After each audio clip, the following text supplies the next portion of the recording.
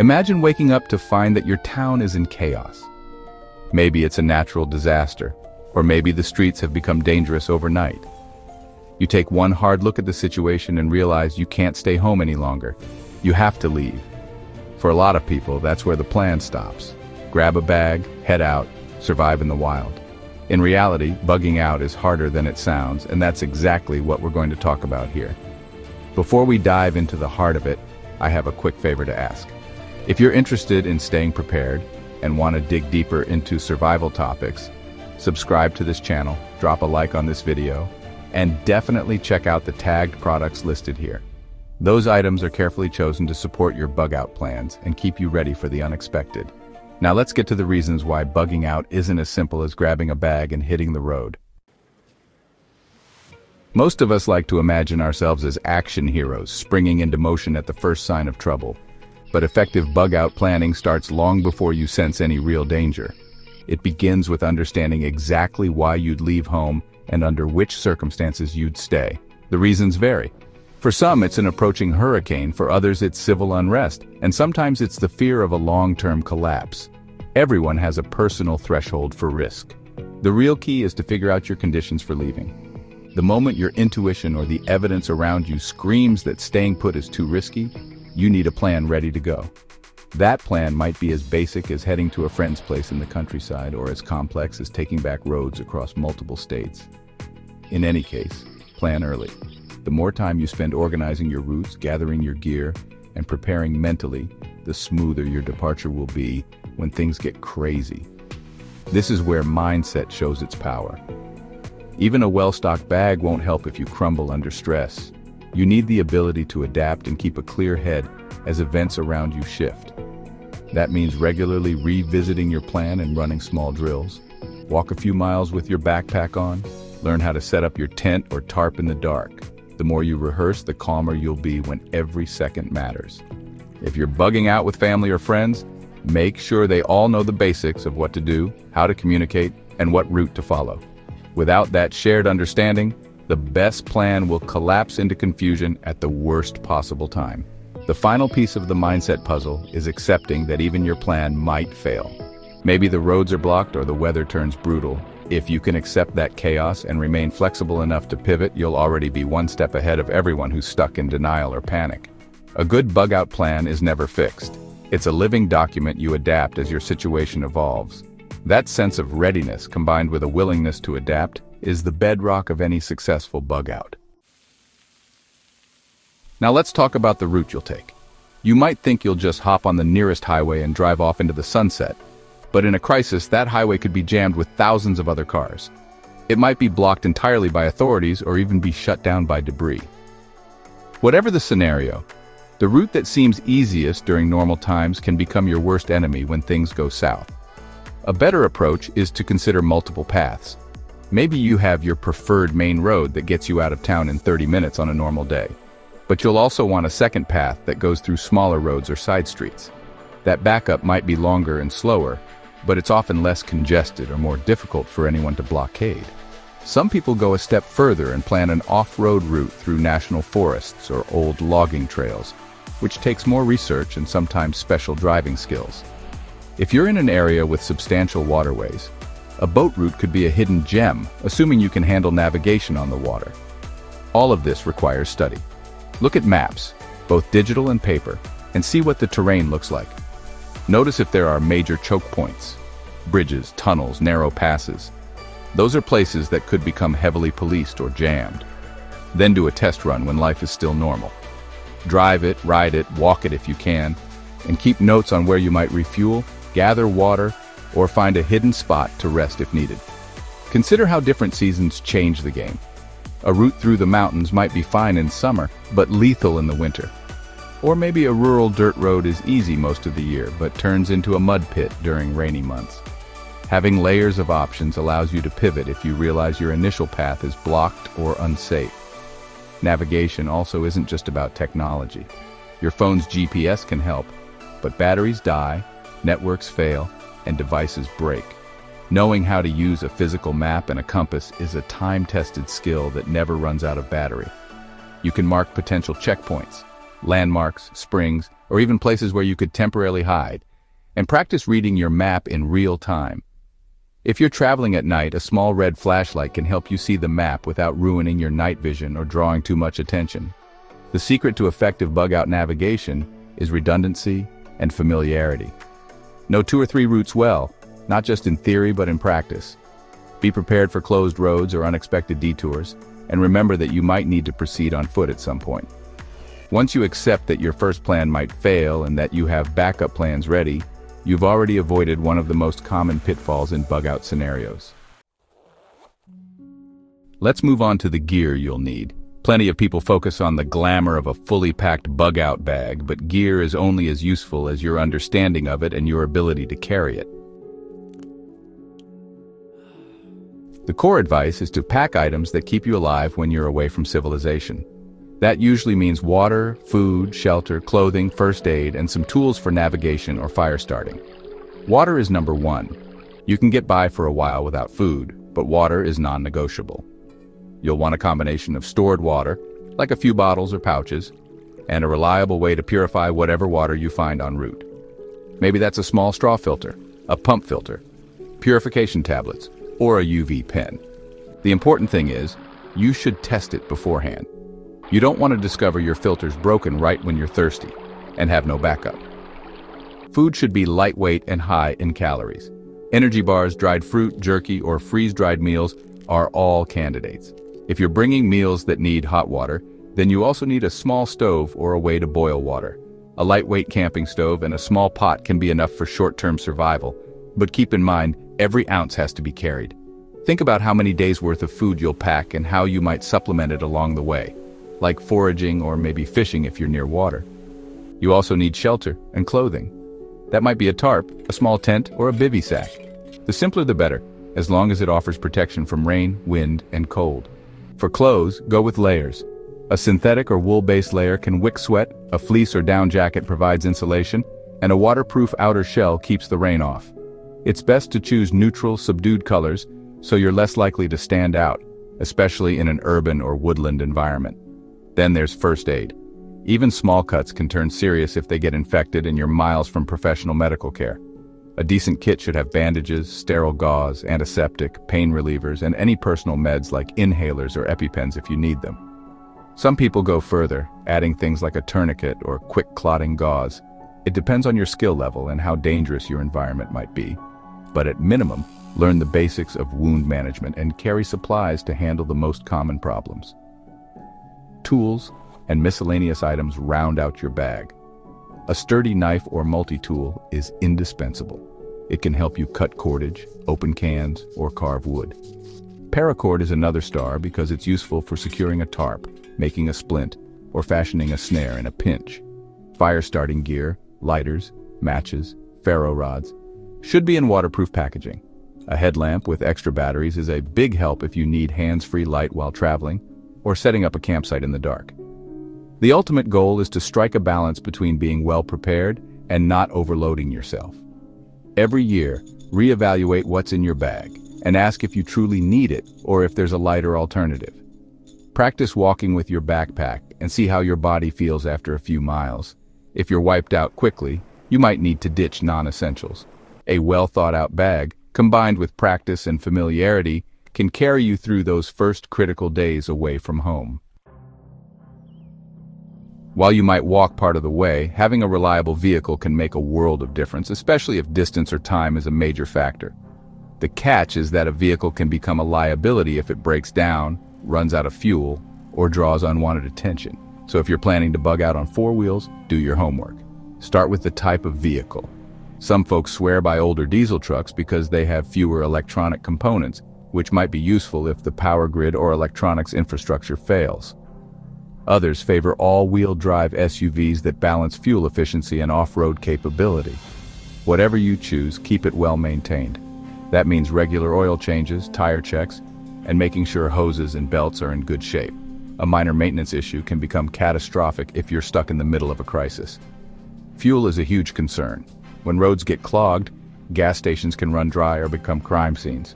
Storing some extra fuel at home is a good idea if you do it safely, but remember that gasoline and diesel degrade over time unless you use stabilizers. Some people install secondary fuel tanks or carry jerry cans. Be mindful of the added weight and the possibility of attracting thieves if you've obviously got extra fuel. Storage is another part of vehicle prep. You might need to fit your bug-out bags, extra supplies, spare tires, and so on, especially if you're traveling with family. A roof rack can help, but it also makes you more noticeable. You could look into lockable storage compartments or hidden panels. Just be sure you can still access crucial items quickly. Nobody wants to dig through a pile of boxes to find a first aid kit during an emergency. Having a few repair skills can go a long way. Know how to change a flat, do basic troubleshooting, or patch up a small radiator leak. Even packing a set of essential tools, some duct tape, sealants, and replacement fuses can keep you rolling. If you run into a serious breakdown, you might have to leave the vehicle. That's why it's wise to keep your bag easily retrievable so you don't waste time transferring gear. It's also worth practicing your driving skills in different conditions. If you live in a region with snow, do you know how to handle skids? If you're in a desert environment, do you know how to drive on sand without getting stuck? If you have the chance, try some mild off-roading so you understand your vehicle's limits. In a real crisis, you might need to drive down an unpaved logging road or even through fields. A well-prepared vehicle can get you out faster and carry more supplies than you could on foot. Just be aware of its vulnerabilities. In a crowd of panicked evacuees, your vehicle might become a target if it looks too prepared. Sometimes, stealth might mean a smaller, average-looking car that doesn't scream, "I have resources." Whether you go that route or choose a more rugged truck, the same principle applies. Maintain it, stock it wisely, and be ready to adapt if you can't rely on it 100% of the way. One of the tougher parts about bugging out is dealing with people. Some will be just as desperate and frightened as you. Others might see a chance to exploit the chaos. That's where stealth, evasion, and security measures come into play. Stealth doesn't necessarily mean wearing camo face paint and crawling through bushes. It can be as simple as blending in.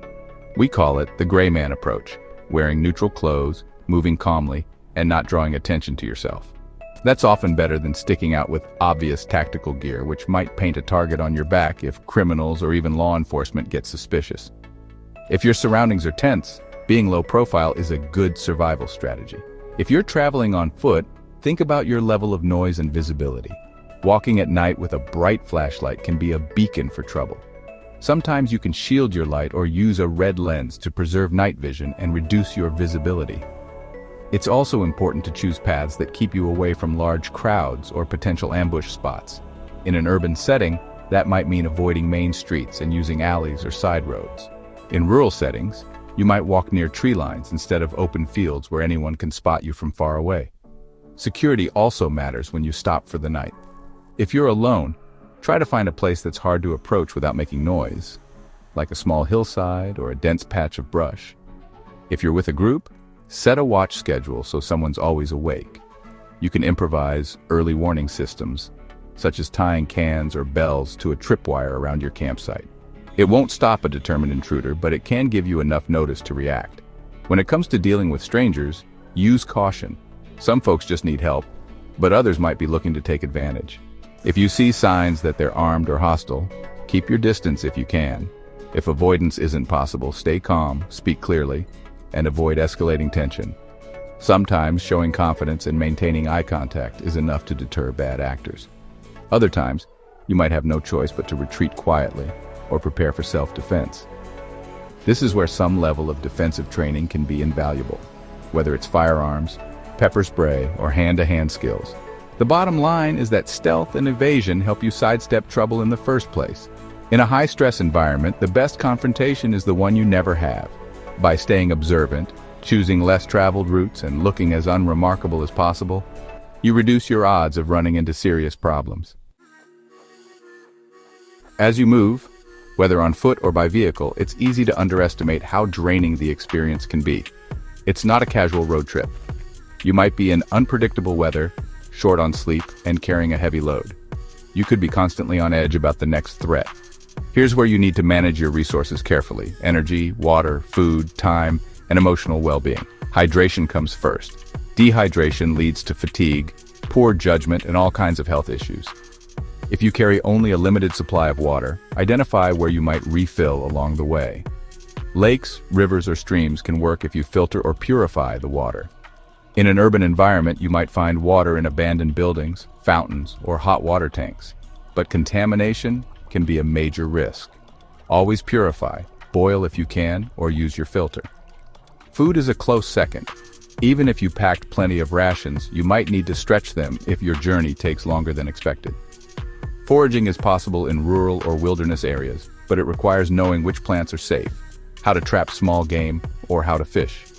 In cities, you might scavenge canned goods from empty stores or homes, but that comes with risks. Watch for expired or compromised food. Always stay aware of the environment. If others have the same idea, it could lead to confrontations. Sleep is often overlooked. Your body can only handle so many days of poor rest before it starts to break down. Try to find safe areas to rest, even if it's just a short nap. A couple of hours of solid sleep can be more beneficial than tossing and turning all night. If you're traveling with companions, take turns sleeping and keeping watch. If you're alone, do your best to pick a spot that's concealed or has some natural protection, like thick brush or a rock formation. Your pace matters too. If you rush and push yourself too hard, you risk injury and burnout. Blisters, sprains, or sheer exhaustion can halt your progress. Keep track of how you're feeling and give yourself breaks at reasonable intervals. Stay flexible about your schedule because unpredictable setbacks can pop up at any time. If you cling to a rigid timetable, you might force yourself into dangerous situations just to stay on track. Mental stamina is huge. Constant stress can lead to poor decision-making or panic. One way to cope is to break the journey into smaller goals. Reach that next landmark, cross this bridge, find a place to camp by sunset. Little victories can boost morale. Another technique is to have a mental or written checklist you review daily. Confirm your route, inventory your supplies, check your health. These routines give you a sense of control when the world around you feels unstable. Survival on the move is basically a marathon under pressure. It calls for smart resource management, stamina, steady nerves, and the ability to adapt to sudden changes. If you maintain discipline in how you use your energy and supplies, you'll stand a much better chance of reaching wherever you're headed. Bugging out alone is one option, but many people choose to bring family or a small community. Working with others can offer more safety, shared skills, and emotional support. It also adds layers of complexity. The more people you have, the more supplies and coordination you need. The best groups have clear roles. If someone's great at navigation, let them handle map reading and route decisions, while a skilled medic focuses on first aid. This division of labor helps you move more efficiently. At the same time, everyone needs at least basic survival knowledge. If you lose your navigator, you don't want to be stuck without a clue how to read a map. Communication is vital. Quiet hand signals or short code words can keep the noise down if you want to stay low profile. If you're separated, you might agree on meeting points or times. Constantly check in with each other about supplies, injuries, or morale. When tensions run high, misunderstandings can tear a group apart. If there's a dispute, have a quick way to resolve it, maybe a vote or a single leader's final call. You don't want infighting when you should be banding together.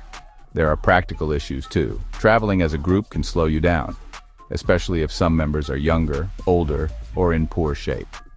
You might also attract more attention. A large caravan is easier to notice than one person walking quietly.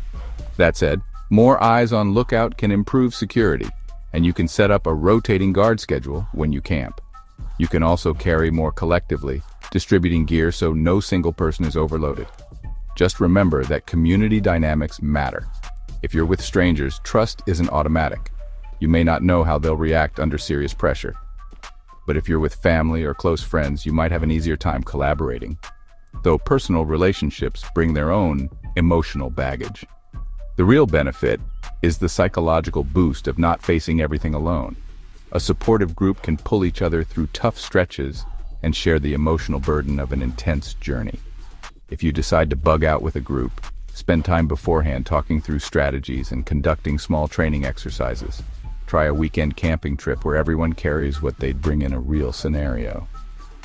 See how they handle fatigue, disagreements, or decisions about where to set up camp. That's the best way to shake out problems before they become crises on the actual road. The physical side of bugging out is only half the battle. The mental toll can be enormous. When you leave home, you might be leaving behind neighbors, friends, or possessions you've worked a lifetime to attain. You might also be stepping into a situation where you don't know what's around the next corner. Food shortages, hostile strangers, or life-threatening weather. Anxiety, guilt, fear, and exhaustion can weigh you down more than any heavy backpack. One method to stay mentally resilient is to acknowledge that fear is normal. Instead of trying to deny it, let it inform your caution. Do regular check-ins with yourself. Am I thinking clearly? Am I letting panic guide my decisions? Short breaks to refocus can prevent emotional meltdown. If you're traveling with others, encourage them to do the same. Sometimes just talking about your worries can release some tension and bring you back to a calmer state of mind. Setting small goals can also keep you from drowning in the what-ifs of the future. If your only objective is escape, then anything that slows you down might feel catastrophic. But if you say, I just need to get over that ridge before nightfall, then find water tomorrow morning. You give yourself practical tasks you can handle right now. Every small success fuels hope and determination. Routine can be surprisingly grounding. Even if you're on the move, you can establish a quick schedule. Wake up, pack, eat, check the map, walk for 2 hours, then rest and reassess. It's not the same as your old life, but the predictability of a daily routine provides a sense of control. That sense of control fights the chaos swirling around you. If you're traveling in a group, be mindful that stress affects everyone differently. Some might withdraw and become silent, while others might lash out in anger. Being patient with each other can prevent divisions that could tear the group apart. Offer support when you can, and don't hesitate to step up if someone is overwhelmed. Even after you reach a safer place, the emotional journey might not be over. You might experience relief, but also regret or sadness. That's normal. Humans aren't wired to handle uprooting our lives without a psychological impact. However, many who have gone through intense survival situations say that the experience also brought them clarity about what really matters. That's something to remember if you feel disoriented by the abrupt changes in your life. Focus on the positives you can build on. You survived, you reached safety, and you have a second chance to make a new start. Now let's get into some methods that can give you an extra edge. Caching supplies is one of them. If you regularly travel a certain route or own land away from your main home, you can hide sealed buckets or waterproof containers with food, water, and other essentials. That way, if your bag is stolen, lost, or you run short, you can resupply from these hidden stashes. Just make sure you mark the location privately and ensure it's well concealed. Carrying everyday items that can serve multiple purposes is another big win. A roll of duct tape can handle gear repairs, hold a splint together, or even patch up holes in a shelter. Paracord is famously versatile and can be unraveled for finer cords if you need fishing line or a quick fix for torn clothing. Always think about whether something can do double or triple duty. That mindset keeps your pack lighter while still giving you a range of solutions. Improvised security measures can help if you're traveling stealthily. If you suspect you're being followed, you might create small diversions like leaving a misleading trail in one direction and then doubling back. You could set up a fake campsite to throw off anyone tracking you. This can be time-consuming, so it's not for every situation, but in a high-threat environment, it can be a lifesaver. If you run out of commercial water purification methods, you could improvise filters with layers of charcoal, sand, and gravel. They won't eliminate every contaminant, but they can reduce sediment before you boil the water. For fire starting, you can use steel wool and a battery if you're out of matches, and something like a magnifying lens can harness sunlight on a clear day. These tricks aren't your first choice, but they can fill a gap when standard gear fails. Small things add up. If it's cold, stuff extra dry grass or leaves between layers of clothing for insulation. If your boots get waterlogged, switch socks frequently to prevent blisters or trench foot. If a campsite is on an incline, sleep with your head uphill. Each tip might sound minor, but when you stack them together, they can make you considerably more comfortable and reduce health risks on the road. These methods aren't meant to replace your foundational plan, but they can provide contingency options when standard gear or straightforward tactics aren't enough. In a crisis, thinking outside the box and improvising can mean the difference between success and giving up. Let's say you've made it through the harrowing journey and reached your destination, whether it's a secluded cabin or a friend's farm. Now you're faced with a different challenge, building a new normal. The emergency phase might be over, but you still need to create stability in a world that's been upended. Security is your first priority. If it's a building, check the doors, windows, and potential entry points. Barricade or reinforce them if necessary. A dog can also be an excellent early warning system if you can keep it fed and cared for. If it's open land, set up a perimeter or identify natural barriers. You might create a watch schedule if you expect threats. This phase is about ensuring you can sleep without constantly looking over your shoulder. Water is next. If you have a well, that's ideal. But you need to check if it's still safe to drink. If you're depending on a river or lake, figure out how to transport and purify that water efficiently every day. Rain catchment systems can be a lifesaver if rainfall is consistent. If the area is prone to drought, start planning for how you'll handle water shortages in the future. Food security comes with time. Maybe you have stored supplies that lasted you through the escape, but now it's about thinking longer term. You can plant a garden, raise small livestock, or learn to hunt and fish the area sustainably. Even a modest garden can supply fresh vegetables if you manage the soil and seeds well. A few chickens can provide eggs. Just remember that livestock or large plots can draw attention if the crisis is ongoing. Find the balance between producing what you need and staying discreet. As you settle, you might want to re-establish some form of routine. Humans thrive on structure. Even if it's just a daily walk around the perimeter, checking traps, or preparing the next batch of dried foods, a routine can give you purpose and stability. Building a small community can also help. If you find neighbors, trading skills or resources can raise everyone's chances of thriving. One person may be good at carpentry, another at growing crops, another at repairing electronics. Eventually, the big question arises. Is this your permanent home, or are you waiting until it's safe to go back? That depends on what happened and how widespread the damage is. If the crisis is local, you might just need to ride it out. If it's more permanent, you might consider turning your temporary bug-out location into a new homestead. Either way, you'll have gained survival experience that few people possess. That alone can guide your decisions, helping you see what's truly important and which comforts of the old world you might not need anymore. A bug-out doesn't always end with returning to your old life. Sometimes it means forging a new path. Whether you view that as an adventure or a tragedy depends on your mindset and your willingness to rebuild. But having come this far, you'll at least have the confidence that you survived the worst and can handle what's next. As we wrap up, remember that bugging out is rarely a neat, clean process. It's risky, unpredictable, and often scary. It's also sometimes the only option when sticking around puts you or your loved ones in serious danger. You've heard how planning, mindset, route selection, gear choices, and emotional resilience all weave together into one complex puzzle. If you neglect one piece, it can leave you vulnerable. I want you to take this knowledge to heart and turn it into action. Update your plans, test your gear, have those tough conversations with family about when to leave and where to go. And if you found any part of this helpful, make sure to subscribe, like the video, and check out the tagged products I've put here for you. Those items can really help tighten up your bug-out kit and prep plan. Whether you're facing a natural disaster, economic meltdown, or civil unrest, the better you prepare now, the more likely you'll stand strong when others are panicking. If there's one takeaway, it's that bugging out isn't just grabbing a bag and walking off. It's a marathon that tests your endurance, your creativity, and your emotional fortitude. With thoughtful planning, smart gear choices, and an adaptable mindset, you can navigate the chaos and come out on the other side. Stay safe, stay prepared, and keep moving forward.